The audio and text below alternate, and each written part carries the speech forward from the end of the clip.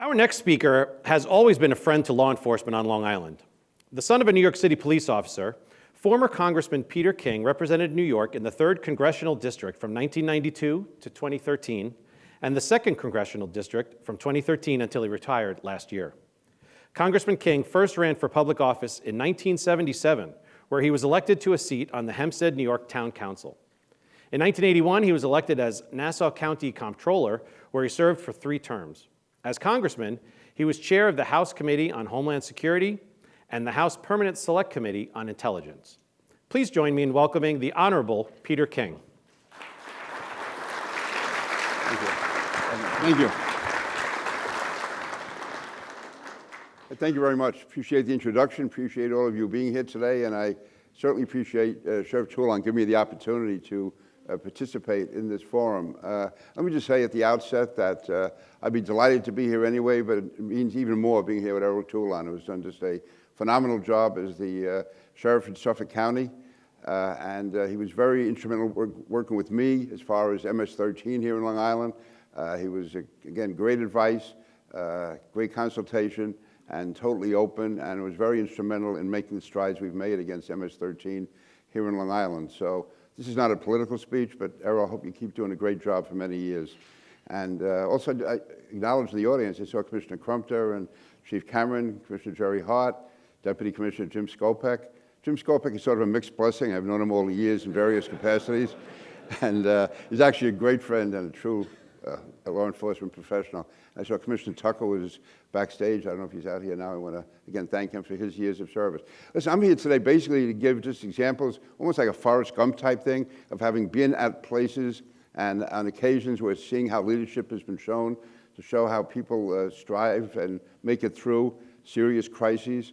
And I would say if there's one overriding rule, it's to never lose your composure and to always try to keep in mind, or at least hope, that whatever crisis there is, it's not as bad as you think it is. All that can make it worse, it would be if you panic, or if you give in, or you pander, or you try to somehow work your way around it. It's to confront it directly. So I'll just give you a few examples that I was up close and able to observe. Probably the main one would have been 9/11. And I was in Washington on that day, and President Bush, of course, was down in Florida. Now, I knew President Bush, but not that well at that time. In fact, I had opposed him in the primary. I supported John McCain, which he often reminded me of. And so I was not anywhere near in the Bush inner circle, whatever. And when 9/11 hit, and his experience had been basically as a Southern governor, no great experience in foreign policy, no great experience in law enforcement, but an able person. But again, there was really nothing in his background that would have led you to believe that he would be able to directly confront 9/11. Having said that, I couldn't have been more wrong. First time I saw him after 9/11 itself was down at Ground Zero, the day he was down there, and he appeared with a bullhorn on the back of the truck with a good friend of mine, Bob Beckwith. Bob Beckwith was a retired firefighter who was down there that day. Bob was in his late 60s, and they asked him to go up and test the stand the president was going to be on to make sure it would hold him. And Beckwith said, yeah, it seems good. As he goes away, suddenly President Bush says, hey, you're not going anywhere, you're staying here with me. And then just that moment, when I was a block away, so we didn't know what was going on. We heard this roaring cheer coming, and that's when we found out later on that that's where President Bush said, those who knock these buildings are going to hear from all of us soon. It's a small thing, but it showed that when the moment was there, he did what he had to do. And after that, in the weeks and months following 9/11, it was almost as if he had been prepared for this all his life. Now, what he drew on, I don't know. Maybe it's the fact that his father had been president, maybe because he'd been around people who had achieved a lot, but everything that had to be done. I'm not getting into a political discussion here. I'm just saying, as far as the leadership he showed, remember a few days after he came back, it would have been, actually it was, we met in the cabinet room 2 days after 9/11, actually. And he had all of the members of Congress from downstate New York and northern New Jersey were there. And he took over the room. He took over the cabinet room. He basically said he would do whatever had to be done. And he said something then, though, which was that we really had almost a schizophrenic responsibility going forward, is that we had to convince the American people to get back to a normal life as quickly as possible. We had to convince the American people that everything that would be done to protect them would be done, that we would do everything possible to make sure something like this never happened again and get them back doing everything that a person does in a normal life. At the same time, let them know that every day here on, we had to be ready for another attack. We had to realize that we would be under constant threat for years to come from Islamist terrorism and other terrorists around the world, that the world had changed. And so it was that really different messages we had to give simultaneously. And I believe he was able to do it. We come up, created the Department of Homeland Security. He marshaled world support. We had everyone from Russia to Tony Blair to Chirac. I mean, all of these, they were all standing with us at that time. And we were able to also bring in countries that did not necessarily support us overall, who had real differences with the U.S., but we were able to impress upon them the need for unity at a time, that there was a common enemy. And so that basically involves setting up a whole new world apparatus. Department of Homeland Security, making sure that all of the intelligence agencies, CIA, FBI, go through all of them, DIA, all of them would be working together. And that we couldn't have this bifurcation, we couldn't have these silos where everyone went in different directions. We had to make sure that the feds worked with the local police, state police, city police, county police, and to put away this whole idea of not sharing. I would say that today, as a result of that, there's almost no way we could have another 9/11 attack against us. We are prepared for that thing. The cooperation with the Allies, even during the Iraq War, when Chirac and the French had broken with us and were being very critical of the U.S., almost not on a talking basis between the presidents. Still, the level of cooperation between their intelligence agencies and ours, it was flawless. And that, I can give you so many other countries where that existed, with Egypt, Jordan, go down the list. Certainly the Brits were great with that, Australia, Canada, but also other countries, Eastern European countries, countries in the Middle East, who, again, did not have any great love for the United States. They were standing with us then, because I give President Bush a lot of the credit for that. And I'll tell you, I never saw him waver. The only time I saw him nervous during the whole 9/11 crisis, I'm not saying this in a trivia way, was I was down the White House for a meeting on airport security. We're trying to get a final bill through on airport security. And he was in the Oval Office, and he appeared concerned, like he was distracted with something. He was throwing out the first pitch that night at the World Series. And he had been working out in the Rose Garden, actually, and he started telling the story about how he had thrown out the first pitch at the Baltimore Oriole game that year, which is sort of a tradition for the president. And he was very confident going out there, but as he was going out about 5 minutes before, the Secret Service put a vest on him. And he had not been prepared to pitch with a vest, and he bounced the pitch, and they all booed him. And his staying, but actually this was a serious moment. He was saying, the President of the United States is throwing out the first pitch at the World Series game in Yankee Stadium. He said, the country's at war. If I bounce that pitch, that's going to have consequences. And in a way, it's true. I guess all the macho men can identify with that. But I mean, you want your leader to really get the job done. So he'd been working out all day, wearing an FDNY jacket and having a bulletproof vest on the Rose Garden for 60 feet 6 inches to make sure he got the ball over the plate.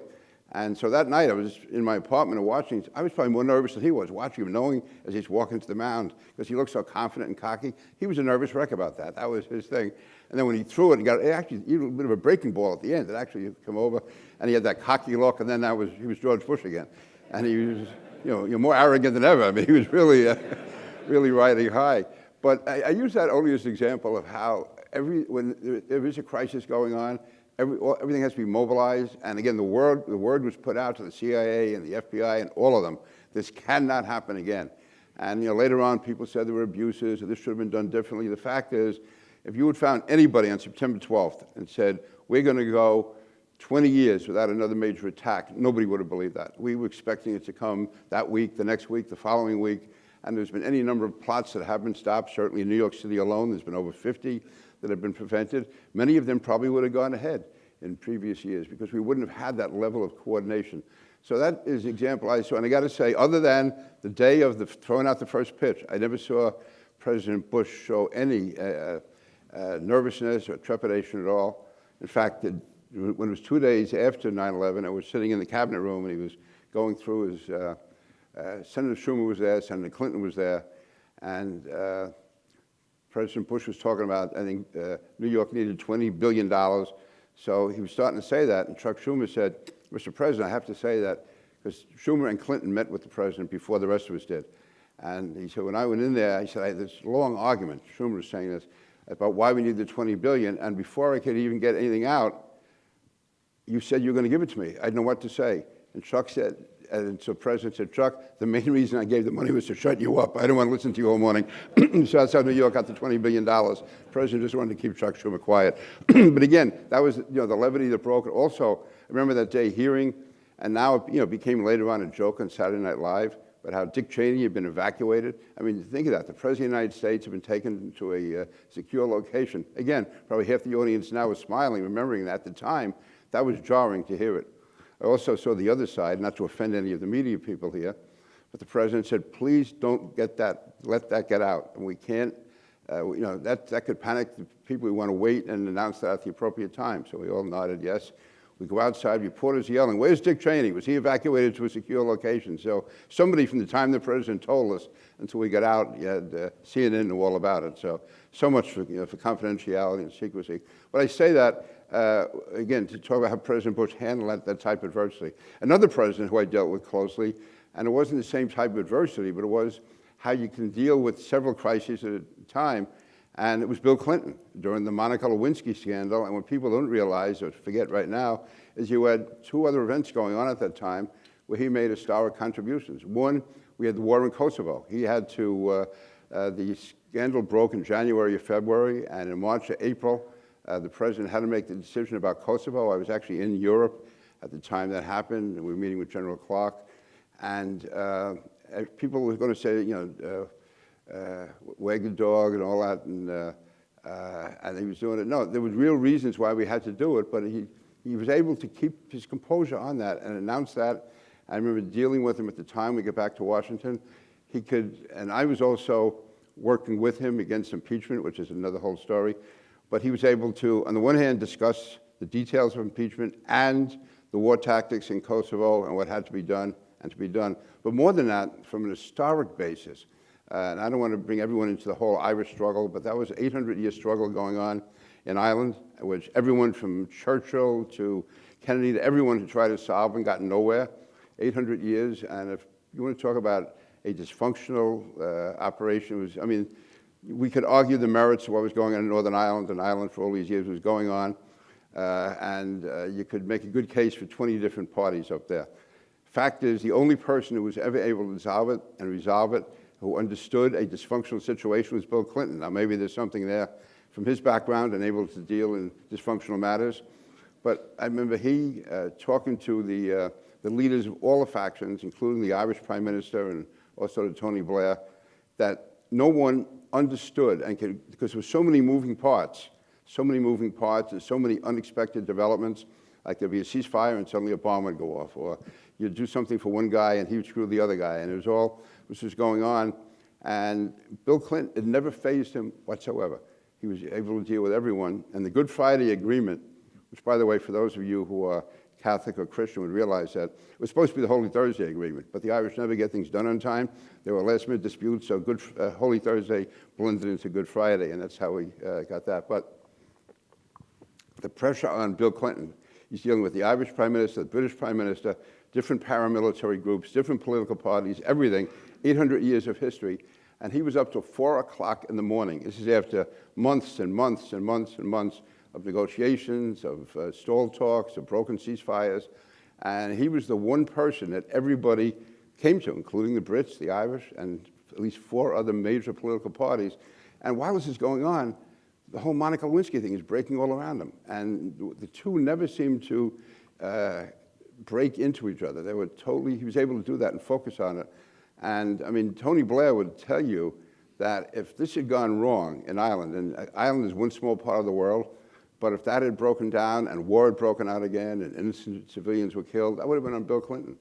And Blair and these people will always appreciate the work that Bill Clinton did. And I can make it a little bit more personal on that. 6 months later, I was over in Northern Ireland on a visit, and it was actually a congressional delegation to see the progress of the Good Friday Agreement. And just the week before we arrived, there had been a massive attack by a dissident group that killed, I think, 25 people. It was horrible. And so there was going to be an outdoor rally attended by Bill Clinton and Tony Blair, and a Protestant leader and a Catholic leader. They were going to be the main speakers, and this was in an area which was dubious, put it that way. It was an outdoor arena, and there was about 5 members of Congress who were standing off to the side. The speech was going on. Blair spoke, Clinton spoke, the Irish leader spoke, and it was still going. It was about, I guess, 10 minutes before it was supposed to end. One of the military aides come over to us and he said, you guys follow me. I thought maybe just getting us out of there. So we're walking down the street and outside the stadium, and a bunch of pretty much like old-type brownstones, sort of dilapidated, rundown. And suddenly a guy opens his door and they whisk us into this room. It was British intelligence that set up this thing. It was amazing. It was like something out of Star Wars or CSI or something. I mean, it was just all this equipment, all these people in there. And there's like thousands of people now leaving out in the street, and I figured they only knew what was going on in this small room. And sure enough, then the back door opens, Bill Clinton comes walking in, Hillary Clinton comes walking in, and I'm talking to Tony Blair. I'm name dropping here, but I got to meet him during this whole Irish peace process. And he was concerned that there was a report that some group in New York was going to get involved in sending money to, so I'm trying to say, no, it's not true. It's some bar owner who's shooting his mouth off. And then some guy taps me on the shoulder. And who the hell is interrupting me? I'm talking to the British Prime Minister. It's Bill Clinton. He goes, hey, we're going to get the fucking show on the road. So I said, okay. And that was, again, and that was 2 months before. And while we were over there is when the impeachment charges were first filed against him. This was September of 1998. And you would think that, I mean, all I know is I'm Irish American, I cared about the issue. If I was facing impeachment, the last thing I'd be doing is hanging around in Belfast with a bunch of people trying to kill each other. But he did it, and he focused totally. He ran the meeting, not Blair, it was Bill Clinton. He ran the whole thing, got everybody together, and basically said he was going to kick ass if this thing broke down.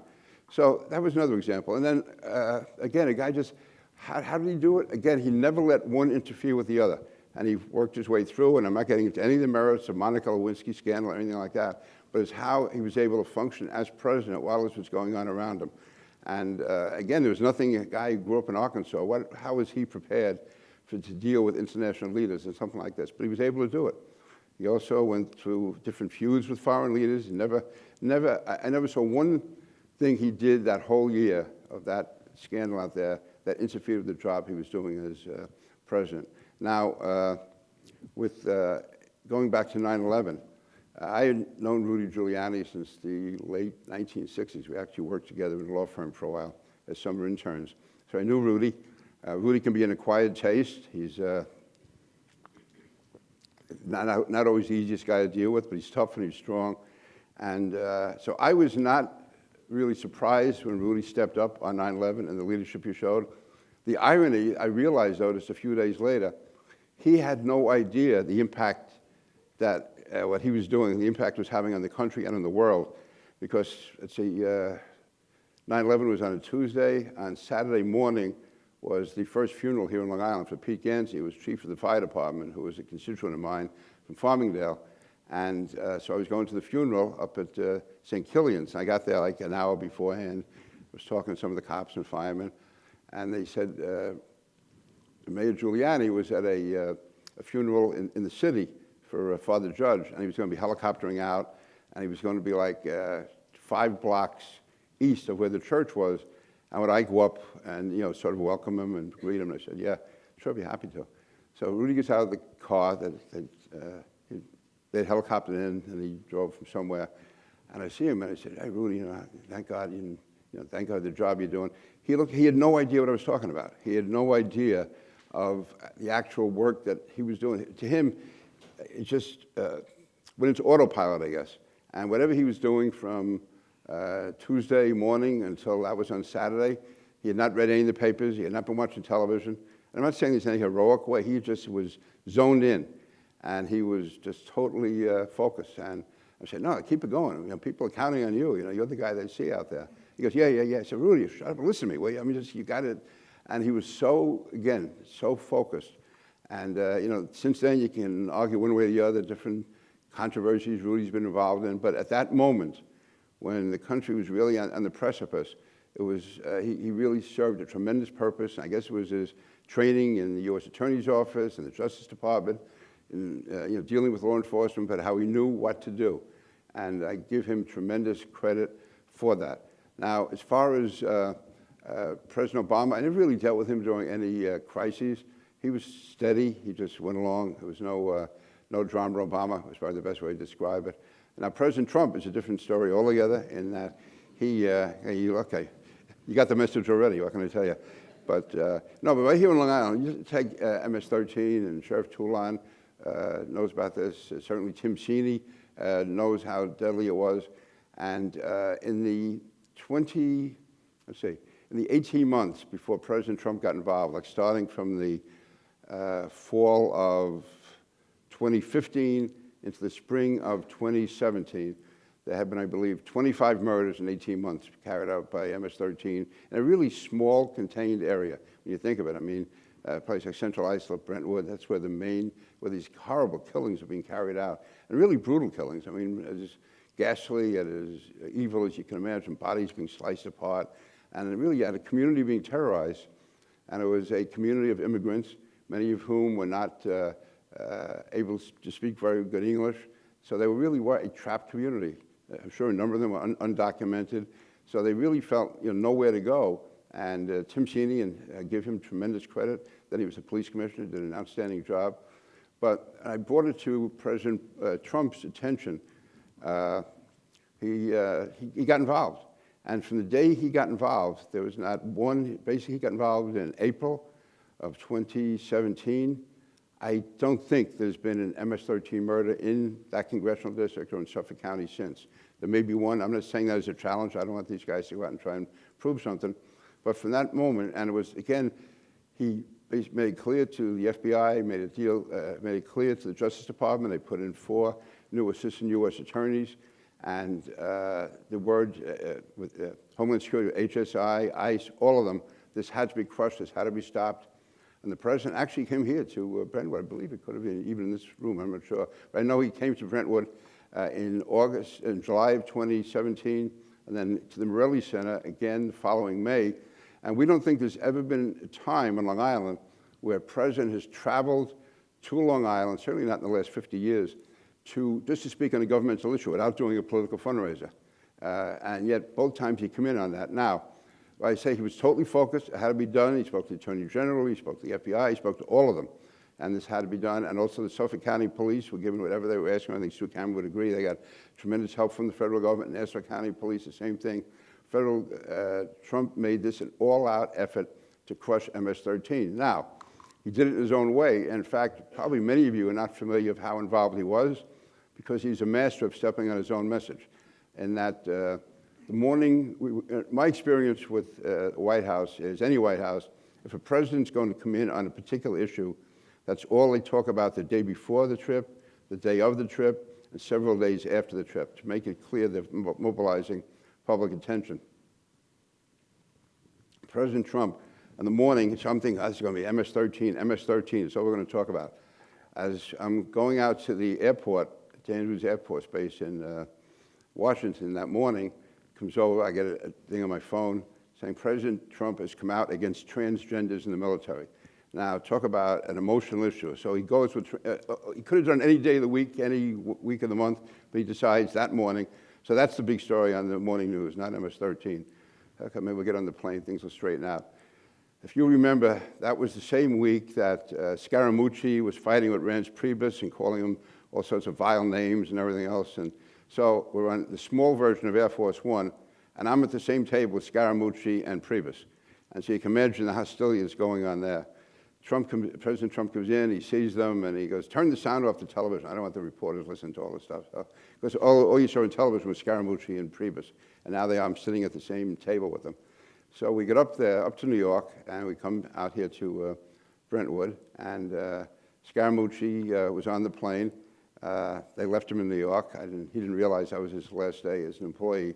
But anyway, President Trump gave, I thought, an excellent speech that day. It was mainly police officers, law enforcement, federal, state, local, and on MS-13 and the importance to crush MS-13, how it had to be done. I would say even his harshest critics would have agreed with 95% of the speech, except when he couldn't help ad-libbing, he says, by the way, you know, I remember the old paddy wagons, and you cops, if you grab these guys, you want to bang their head open on the paddy wagon, put them in there, don't worry about it, it's okay with me. So, of course, the media reports the next day, President Trump travels to Long Island to support police brutality. So, again, stepping on the message. So now we're going back to Washington with him on Air Force One. Scaramucci's not there, but Priebus is there. And Dan Donovan, a congressman from Staten Island, was there with me. And we talked to the president. Hey, good job. He said, yeah. Believe it or not, he didn't really look for praise. He tried to tell me he did a good job, and he starts talking about something else. But anyway, Priebus gets to talk with him. He comes back out. He's sitting with us at the table. And then the plane is landing.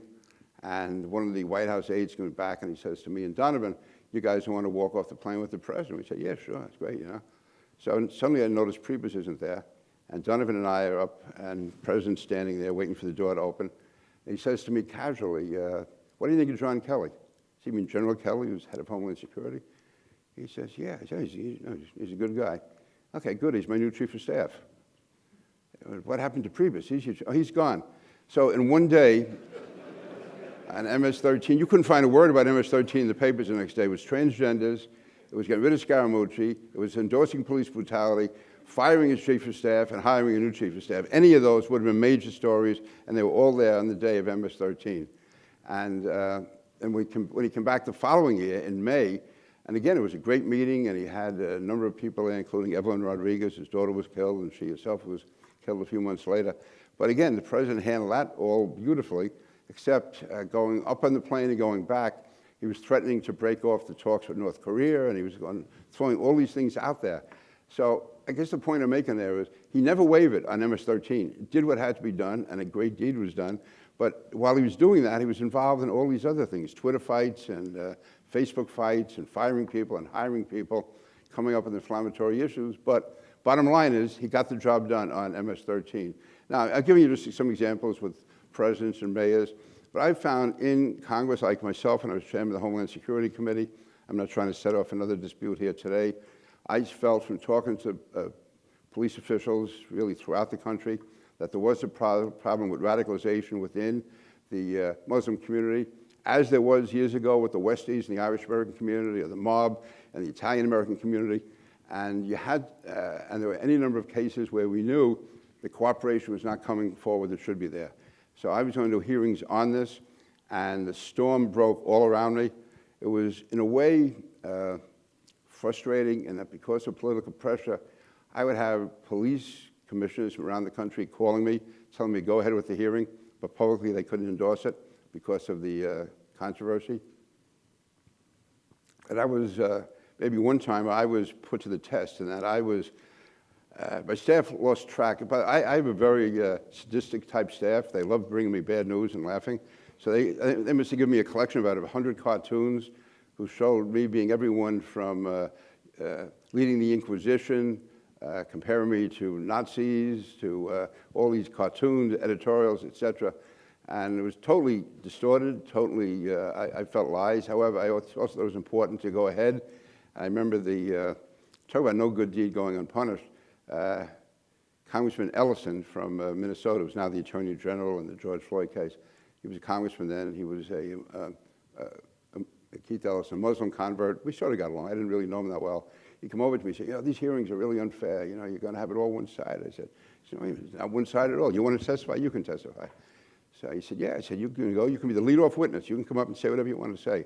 These are not going to be biased hearings. And by the way, on that, just so you know, my witnesses, one was an American Muslim, a naval officer who was also a medical doctor. There was also a man who was a Muslim whose nephew, actually, he raised him as his son. He had been hijacked by Boko Haram in Somalia, and it was done from Minnesota. And then there was an African American whose son had converted to Islam and killed 2 Army officers in Arkansas. So my witnesses were an African American and two Muslims. But again, that was considered a biased hearing. Anyway, a long story short, so I have Ellison there, and I say, you know, in the interest of bipartisanship, I'm going to give Keith Ellison the opening testimony. He's about 3 minutes into his testimony, he totally breaks down crying. I don't know why, and people are looking at me like I made the guy cry. And he was trying to tell some story, breaks down crying. And the headline in the evening news was, Congressman King forces Muslim member of Congress to cry. And all I do is introduce him, let him speak, and he got, but anyway, that's no good deed going unpunished. But the point I'm making is, I just felt at this time, listen, this is the test for me. I believe strongly in this. I believe it has to be done. And these are hearings we have to hold. And again, throughout the hearings, we had a series of 4 of them. The great majority of witnesses were Muslim Americans who were dedicated and patriotic, but felt that the message had to be out there of the importance to cooperate with the police. And I'm glad that I held fast on that. I went through it no matter what was coming at me from all directions. And by the end, I think it worked. If it didn't, it didn't. But it was, that's the one time, I mean, I felt different pressure on different issues over the years.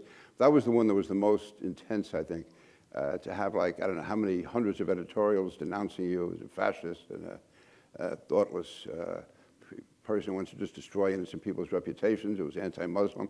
Interesting, I got an award from different mosques in the years before that, but that was all forgotten. So I'm saying all this, I guess it goes back to my point is if you have a set of values, a set of beliefs, stay with them, and you will probably make it through at the other end. If not, you'll know that, at least you did the right thing, but also, apart from yourself, you're doing it for the country. I think President Bush kept his composure after 9/11. He didn't rush into war. On the other hand, he in no way panicked. And that means so much. If you're the police commissioner, if you're the mayor, if you're the governor, if you're the county executive, if you're the sheriff, and you have people under you who are looking to you for leadership, and they see you in a panic, or if they see that you're going to blame them if something goes wrong, they have to know that you're going to have their back. If you give them orders to do something and they do it, if it doesn't work, it's on you. It's not on them. And that's one thing which I give, again, President Bush especially, he never, ever, no matter what went wrong, he never blamed it on somebody else. He was really loyal to the end on that. And that, to me, is a sign of a leader. The worst thing you can do is try to pass it off on somebody else or blame it on your predecessor or blaming it on some guy down the line. If you're in charge, you're in charge. If it works, hey, you can take the credit. You can lead the parade and get your medals. But if it doesn't work, you should be out there saying, hey, that's on me. I think right now, the issues we have to face are, again, with law and order, restoring order. I think we should stand with the police and what they have to do and not panic if something goes wrong and follow the herd. You can't let your decisions be guided by the media, and you can't let them be led by what may be called an intellectual elite or the people who stand back in the ivory towers and are so quick to criticize. If you're out there in the street, you know what's going on. If you're doing a leader, the type of leadership that should be done, you know what has to be done, or you think you know what has to be done, stand by it. Don't give in to the critics. Don't sell your soul to get a one-day headline, because they'll come back and bite you in the end anyway. Just do what has to be done, and so many people here in law enforcement know that. They know the pressures that they're under. They know the panic that sets in. I think last year, again, without going into the debate or merits of everything, that rush to judgment and defund the police, cut back the police, put restrictions on the police, and the result is more people in the minority communities have been killed than before. You have to have a semblance. You can acknowledge what went wrong, then do what has to be done, but don't panic and give in, because once you do, that can spiral so far out of control. And we have a situation now where so many innocent people, innocent kids are being murdered and killed because politicians jumped in to tie the hands of the police. We can see the same thing with the military and other areas. We can't allow ourselves to give in to the fear of the moment or even the good politics of the moment, because in the end, it's not going to work. So with that, I hope I didn't go on too long. Hope I didn't speak too much at random around the block. But if you have any questions at all, I'll be glad to try to answer them. And again, let me thank Sheriff Toulon for the work that he does and has done and will continue to do. He's really a tremendous treasure here in Suffolk County. And maybe if there's a Catholic priest in the audience and give me absolution, I supported Errol's opponent in the last election. So I hope I'm absolved from that sin. So with that, thank you all very much.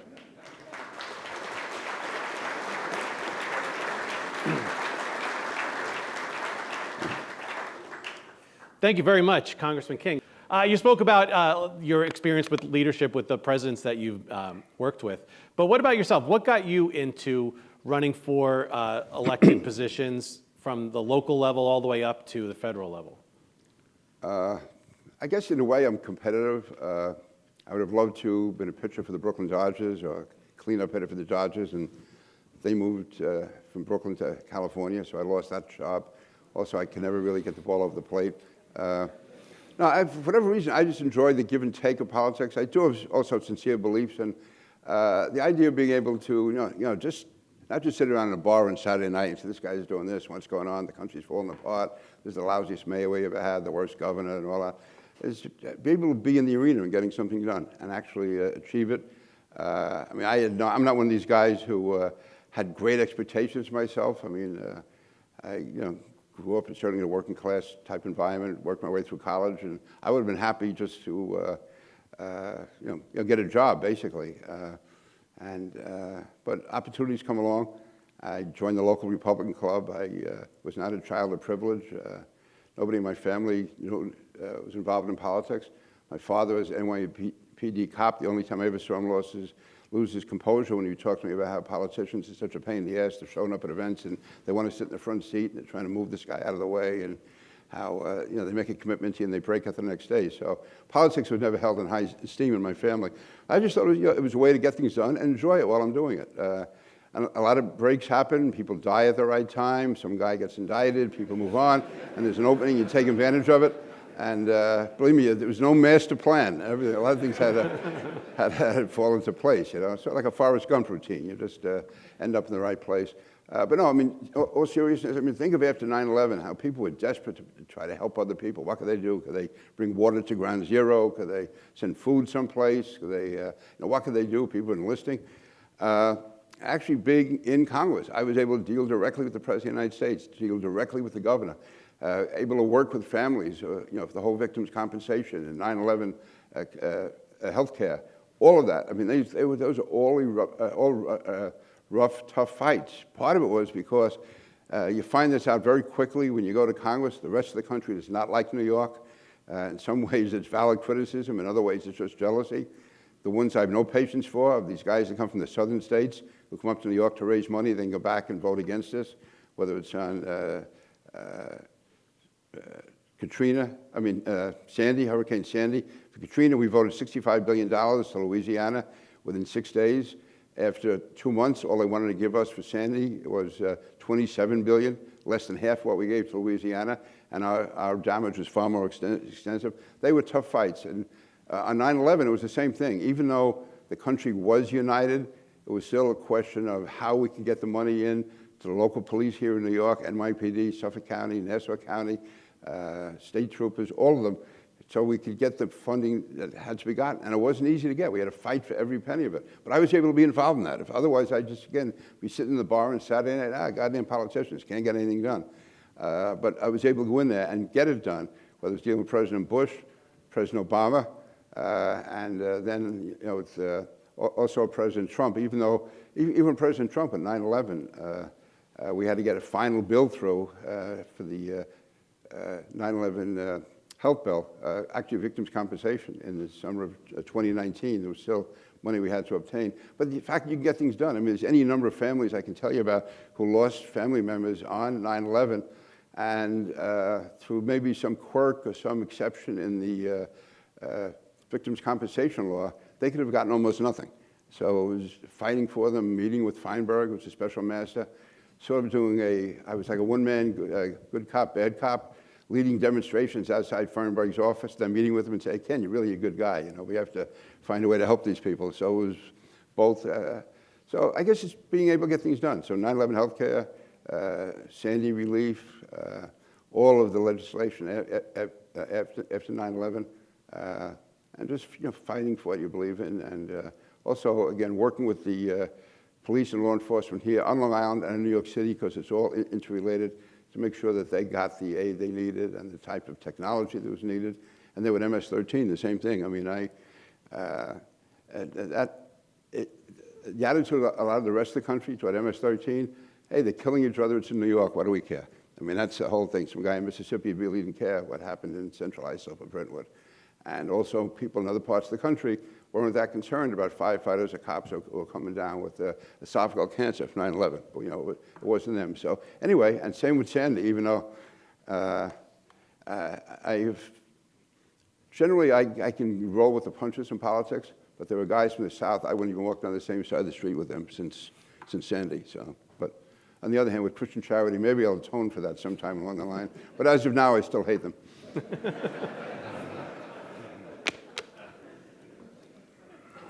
You've dealt with a lot of things like the hurricanes, dealing with trying to conquer MS-13. Does emotion play a big part in politics for you?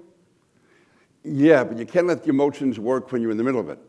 You have to, maybe it can get you motivated a bit, but you can't, you have to be almost mechanical or you can't let you can use your temper but not lose it. You have to know how to play that. And if you get too emotionally involved, it can really weigh you down. It's the idea is, the emotions get you going in the first place with the adrenaline, but as far as once it starts, you have to have something laid out. You have to know, when I say laid out, I think it was Mike Tyson said, you have a great fight plan, so you get punched in the nose, and then it all goes out the window. And you have to have plans as to how you're going to go about a hearing, how you're going to make the argument for the money, how you're going to talk to the president and try and make, get a Republican to work with the Democrats to talk to the speaker, all that type of stuff. But you have to do it in a very unemotional way. Again, you can use your emotions, like I did in the House floor when they tried to shut down the Congress in 2012 without voting on the aid. And I went to the podium and started banging the podium and carrying on. And my granddaughter saw it on television next morning and said, "Grandma, why is Grandpa going crazy?" But it got their attention, and so Congress didn't adjourn, and that also got me on all the morning television shows. And I could have made a great, this is a time where I definitely use almost Doug-type tactics. I went on national television to say that I will do all I can to make sure that not one Republican from outside New York gets 1 penny in contributions. If you're from Park Avenue or the Hamptons, forget it. I'm going to work against you. You won't get another nickel out of New York. It was amazing how quickly they came around that day.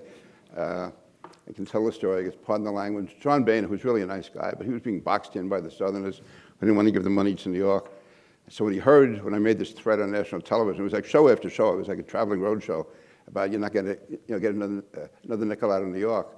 You can try patriotism, you can try compassion, you can try all these different arguments. If you want to get to a politician to talk about cutting off his money. So with that, Boehner, who is a very nice guy, we called a meeting of the northern, South Jersey and Long Island, the Republicans in the Speaker's office. And the Speaker's office is like walking into St. Patrick's Cathedral. It's really, speakers live pretty well. And so we're there, but he's in his own office. He's going to walk out of that into the conference room where we were. And all these guys from New York and New Jersey are all set to fight. And then they said, the speaker will be out in 30 seconds. They said to me, "Pete, since you've been doing all the talking, you should lead the conversation." So all these guys suddenly didn't really want to take on Boehner. So he opens the door, he walks in, he looks at me, and he says, "Good morning, shithead." That's how he began the meeting. So pardon the language. So I said, good morning to you too, Mr. Speaker. And anyway, we got the money. And that was the main thing. We got the money, yeah. So. Okay, I guess I put everybody to sleep. Okay, very. Do you think, we see a lot of dysfunction in Congress today with what's going on right now? That's because I'm not there. Anyway. Yeah. No, New government is doing a great job. What do you think is going to get them to come together, or do you think that is possible the way with politics are today? It's going to be tough. And let me just say this in defense of politicians. They do represent the people. And you probably said your own Thanksgiving dinners. People can't agree over Thanksgiving dinner over what should be done. The terror was there, and the arguments, the anger was there. And you're electing people to Congress, and I'm not giving them a bye, but the fact is they are representing people in their district who don't, you hear all the stuff about there should be cooperation, and you should work together, there should be bipartisanship. As soon as you do that, the bases of your party go after you. They go, if you're a Republican and cooperates with Democrats, they call you a rhino. You see what's happening now with the Democrats who want to pass bills in Congress, how they're being attacked by the AOC types and the progressives, calling them traitors to the Democratic Party. Let me just, not to make this political, there is a infrastructure bill which passed the Senate with a bipartisan vote. 19 Republicans voted for it. Probably more would have voted for it if they had to. But to get 69 votes on any bill in the Senate, that come over, it's 1.2 infrastructure bill. Not perfect, but good enough in a divided Congress to vote for. When it came to the House, it's the Democrats who are leading the opposition to it. They're saying they'd rather kill that. I say the Democrats. This hardcore left is saying that they would rather have no money for infrastructure unless they can get this 3.5, which involves everything, climate change, Medicare, you go through everything. Every aspect of our society is covered by this bill, which has really very little to do with infrastructure. Now, you can be on either side of this issue. The point I'm making is that's an example where there is no way of getting bipartisanship right now because there could be any number of reasons. We live in different universes. You have Fox News and MSNBC. You have certainly in social media. I mean, you can live in a parallel universe, and most of the facts you get technically could be accurate, but they're out of context. But you go, your favorite website, you follow, have a podcast you want, you can find enough reinforcement for your views, and it doesn't make money. I mean, I've been on TV shows where they tell you not to be too cooperative. Fight with the guys. I mean, come on, go back at them. Don't agree with them on that. And also, so you have social media, you have cable TV, and you also, probably the biggest thing is reapportioning districts every 10 years. And it used to be, Charlie Rangel told me the story that Nelson Rockefeller owed him a favor, and so they were going to draw Charlie an even better district than he had. And he and Nelson Rockefeller were on their hands and knees in the governor's office with a magic mark and a Hagstrom's map, trying to draw the map to give him the maximum number of Democrats he could get. That's how unscientific it was. Today, they have these computer geniuses. You can go in and say, I want a district that's 48% Republican, 39% Democrat. I want so many women over 60, so many men under 25. You can get so many Irish, so many Italians, so many Jews, so many African Americans, so many Hispanic Americans, and they can draw that district for you within a half hour. It'll come out. It's amazing how these things are drawn, which means that for the most part, your congressional district is drawn for you. Unfortunately, that didn't happen to me, but and almost I'll get to that in a second. But the districts are drawn in such a way that it's very difficult, even in a bad year, for more than 90% are going to be reelected no matter what. I mean, if 10% are, that's 43 seats are going to be a loss. You hardly ever see that. Usually it's a swing of 4 or 5 seats. So you don't worry about the election in November. What you worry about is the primary. And the primary has different rules of thumb, and these are always exaggerated a bit. But maybe 15% of voters come out to vote in the primary. There's also a rule of thumb that between 5 and 10% of each party is crazy. And you know that they're going to come out in the primaries. So if you are going to run as a centrist, as a person who's going to try and get things done, I use the example. Eric Cantor was probably the most conservative leader the Congress ever had. He was the majority leader of the Republican Party, and he was from Virginia. And they found some amendment he had voted on, along with, I think it probably passed almost unanimously, but you can interpret that amendment in a way that could have allowed some people who were illegally to stay in the country. It was such a reach out of the hundreds and hundreds of votes he's cast. His opponent was able to raise a ton of money, just play that ad over and over again, how Eric Cantor was opening up the southern border to all these illegal immigrants. And Eric Cantor was probably one of the most anti-immigrant guy he ever had.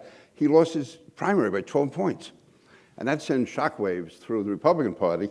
And then Ocasio-Cortez beating Joe Crowley in 2018 did that to the Democratic Party. I mean, right now, just in the last election, the progressives were able to knock off Eliot Engel, who was chairman of the Foreign Affairs Committee. They pushed Nita Lowey out of Congress, and she was chair of the Appropriations Committee. Carol Maloney was chair of the Government Operations Committee here in New York, only won her primary by 2 points, all running against unknown opponents. So it shows the power of a base that comes out. So long as that's there, I was starting to say about my district in 2012, it was time for reapportionment, and in the Assembly, it was controlled by the Democrats. And Steve Israel was in the district next to me, and he was the national campaign manager for the Congressional Democrats. So Steve wanted to be able to travel around the country and not worry about his election. So the Assembly Democrats put all of the Republicans from his district into mine, so my district was top-heavy Republican to guarantee that Steve would be elected. I was like, third-party beneficiary of that. That was terrific. Then the Republicans, they control the Senate, so they felt duty-bound to give me a great Republican district. So all these other people are worried about what kind of districts they're going to get. And me, I had nothing to worry about. I figured I had the best of both worlds, until the law is that every district has to be agreed on. And Charlie Rangel made it clear he was only going to run for a couple of more terms. And so a fight broke out between all of the various ethnic groups in Charlie's district, African Americans, Dominicans, Puerto Ricans, all of them, as to how it should be drawn to favor them. The Speaker of the Assembly didn't want to get involved in this intramural fight, so the whole state ended up in court. Most of the other districts remained the same, but they felt that mine was top-heavy with Republicans. So I went from being a top-heavy Republican district to a 35% Republican district in the interest of fairness. So I had 8 years of tough elections that should have been a lot easier if Charlie Rangel's district only could have been worked out the right way. But that's New York ethnic politics. That goes on. I have no complaints. Charlie got a big kick out of it, and that his departure was causing so much strife to everybody. And he said he owed me one for screwing up my district. Huh? Anyone have a question? Yes, ma'am. Nice to see you again. Yeah, sure. Two questions. One is, what is the greatest thing you're most proud of in your career? And what was the most challenging thing of your entire career? I would say most proud would have been after 9/11, all of that, the reconstituting the government, becoming chairman of the Homeland Security Committee, fighting to get the aid to the 9/11 victims and their families, and also making sure that New York and Long Island got their share. I mean, when the Homeland Security Department was set up and they're going to give aid to local governments to fight terrorism, and you find millions of dollars is going to some fire department in Montana, which is never going to be attacked by terrorists in a million years. So it was becoming, people were grabbing money and really to fight hard to get that back. And that involved taking on my own party because it was Republican Attorney General who had allowed that to happen.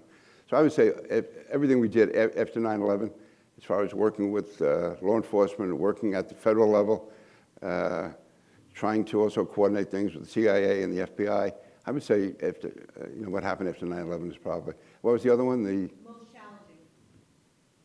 challenging. Well, it's not overly important in the United States. I would say getting involved in the Irish peace process, which was, again, an 800-year struggle, and sort of balancing it out with Bill Clinton. Tony Blair was phenomenal, by the way. He's the most impressive world leader I've ever met. He's really phenomenal. But also knowing that at any moment a bomb could go off, and some of the, I was one of those people involved with Bill Clinton to give visas to people from Sinn Féin, the IRA, to let them come to the country.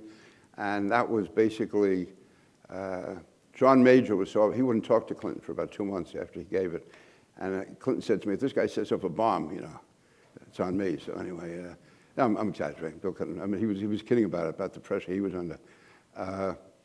I would say that, but the one that was probably the most desperate, I felt, was Sandy. Because here we are, it was December, January, the winter months, and I mean, we were like a third world country. You go to a place like Lindenhurst, Massapequa, Long Beach, you wouldn't believe that you're in the United States of America, in the 21st century. And to be seeing people, all their life's belongings out in the front lawn, seeing how, their homes were destroyed, they're living in motels somewhere, and knowing that Congress could not give us the money. I mean, that was the real threat. We had to take on the chairman of the Appropriations Committee, all these Southern guys who were suddenly concerned that the money could be wasted, which was so infuriating. I mean, that was, when you think of all what they've done with a lot of money that's gone down there. No, it was a whole different standard was being, and again, time could run out. I mean, there's only so much one person or even one state can do. And that was partly a bluff, and we were threatening to do all sorts of things and how we could block this and block that. And if they really called our bluff, I don't know what would happen. But I would say that was the most. I mean, really, it's different if it's overseas, it's far away, you don't see it. But I see it every time I come back on weekends. You see people in horrible, horrible shape. That was probably the most desperate in that we had to get it done. And we had really a short amount of time to get it done, yeah. I think in some ways we've been victim of our success. For instance, with terrorism, we've not had a serious terrorist attack in 20 years. But I can tell you that Al-Qaeda and ISIS-K and Boko Haram and all these others, especially ISIS and Al-Qaeda, they are still planning every day to attack us. I mean, we're focused on one thing, whether it's Afghanistan itself or whether it's the economy, whether it's inflation. They do nothing but figure out how they can attack the West, how they can attack. And the United States, we are the symbol to them of all its evil. So to convince people we still have to put time and money, this is one way I can be critical of President Trump. Department of Homeland Security was set up mainly to protect us against terrorist attack by focusing so much on the southern border. And we do have to focus on that, but we can't take our eye off the possible terrorist threat. I mean, I remember back in 2009 when there was going to be a liquid explosive attack against the New York City subways. We knew it was coming. I mean, Ray Kelly was the commissioner. We knew the main person who was involved in it, and he was being tracked all the way to New York. We didn't know who we had here in New York. And in that case, they had actually, well, they went to someone they thought they could trust, and it turned out he actually tipped them off that they were being watched. So that's how close we came to them. I don't know how many thousand people. You get people with liquid explosives on the entire New York City subway system. Think what they could do in one morning. So I would say that the constant threat of terrorism, and you can sound like a nut, you're always talking about it, but it's there. It really is there. And so I'm afraid we're going to let our guard down there. On foreign policy, I think we have to realize that the United States is key to world stability. It's not like being the world's policeman or the world cop, but we are there to preserve a sense of stability. And China is expanding dramatically. I mean, they're building islands in the Pacific Ocean. In the Pacific, they definitely they want to move on Taiwan. They want to box out Japan. And these countries look to us for leadership. And again, I'm not trying to make this political. There's one thing I agree with General Milley on. The countries around the world that want to be with us, but they don't want to commit suicide, are wondering, can they rely on us? Now, can Japan really rely on us if China starts expanding toward Japan? Can South Korea really rely on us? Can Taiwan? Can Australia? And so we have to maintain the sense of stability, and we haven't been really at war since Iraq, and that is a practical matter, ended back in 2008, 2009. Listen, every American life, don't get me wrong, it's horrible, but as far as a war, which is in the media and the newspapers, that's really been off the charts since 2000, off the papers since 2009, 2010. Afghanistan hadn't been killed in action in the previous 18 months. So it's easy for Americans to say, let's go home. We got enough of our own problems here. Don't worry about the rest of the world. We're not really worrying about Afghanistan. We're not really worrying about even Japan or South Korea for that matter. But if they go, we go. And that's that we get drawn into it. So I would say for young people to realize that the world didn't begin the day that you went to college, that a lot has happened, and there's a whole history of why we've done what we've done, why we have alliances. It's not just some corrupt military policy we have. There are reasons. There are reasons for the Cold War. There are reasons for the alliances or the agreements that were set up after 9/11. There's reasons why it's important for us. And again, I'll say this, not to be critical of President Trump. He say, why the hell are we doing war games in South Korea? Well, we're not playing games in South Korea. And it's not even that we necessarily care that much about South Korea. But if South Korea goes and you have North Korea, you have China, then it makes the whole world more dangerous. And that's basically something we started in 1946, 1947 with the Truman Doctrine. And one way or the other, we've maintained that since. Not always perfect. A lot of mistakes were made. But nobody ever thought the Berlin Wall was going to come down, or the Soviet Empire would collapse. Most kids in college, they don't even know there was a Soviet Union, probably. It's, remember, not that he was a genius, but I used to listen to Imus sometime. And he said the worst thing he would hear when you ask somebody a question, I wasn't even born then. Well, you weren't born when Columbus discovered America either. You weren't born when Abraham Lincoln was president. We didn't just arrive on Earth at a certain time. There's a continuum that goes on for decades and centuries. So I would ask young people to keep that in mind and don't think that the world began when they found some social media site they could read and find out how evil America is. Also, we have to find ways to honestly address differences between races in this country and by different economic groups. This whole idea of tax the rich and all that. Our society listen, there's always room for improvement. There's changes can be made. But we should try not to be setting people against each other and find ways to resolve that in an open and frank way without being, having some woke attack being made. You end up losing your job because it was something you said that's taken out of context. I probably said about 5 things today that be taken out of context, but what can I tell you? Do you think the debt will ever be able to get under control in the United States? Is that something that, through good leadership or through whatever agreements? Yeah, we have to realize, that nothing's for nothing. I don't believe you have to have a balanced budget. I mean, even the average homeowner doesn't. You have a mortgage, so in the balance sheet, you probably, many people are probably in debt at one time or another. So long as you're in a position to pay your debts. So I think you can have a reasonable deficit every year so long as the economy is growing and so long as it can be absorbed. If the economy keeps growing, that can help to pay a lot of that, but it can't get out of control. Right now, it is definitely, I think, on the verge of going out of control, and that can cause massive inflation. It could certainly affect the value of the dollar. So I think if we can get it under control, you're not going to, it's almost impossible to do away with deficits. Just by the nature, the federal government is not like a family in that federal government, you have to take, to some extent, take care of people who can't take care of themselves. When there is a crisis, the federal government has to step in. Like if you live in a community and some guy's house burns down 5 blocks away, it's not your obligation to pay for it. But the federal government does have that obligation to, when there is a natural disaster or some kind of a firing attack or whatever, to step in on behalf of others. But no, I think we just have to get it much more under control. And that's why I would be opposed to, right now, and we did have to spend so much money because of COVID to get back in shape. But now I think it's being overdone, and I'm really not trying to turn this into a political thing or get everyone in trouble with his Democratic Party. But I think that we are going too far with some of these programs. And if we do have to expand the federal government in some areas, we may, whether it's different parts of healthcare or education, it should be done on a case-by-case basis, not thrown into one $3.5 billion omnibus bill and just ram it through. I mean, I've been in Congress long enough to know that you can have something that sounds great, and on balance, it might be very good, but as boring as they can get, these congressional hearings, having experts come in, witnesses come in, having people offer amendments, having it debated in the House, in the committee and on the House floor, generally, all those bills are made better, and there's so many unintended consequences in bills, even ones that are finally managed as unintended consequences. But certainly, when somebody just proposes X number of dollars for this, or we're going to give everybody this level of health care or education, and you don't realize how that can, can hurt. Like, for instance, one example is by constantly extending unemployment insurance, unemployment because of COVID, you have small business owners can't open their restaurants, can't even manage their 7-Elevens because they can't hire people.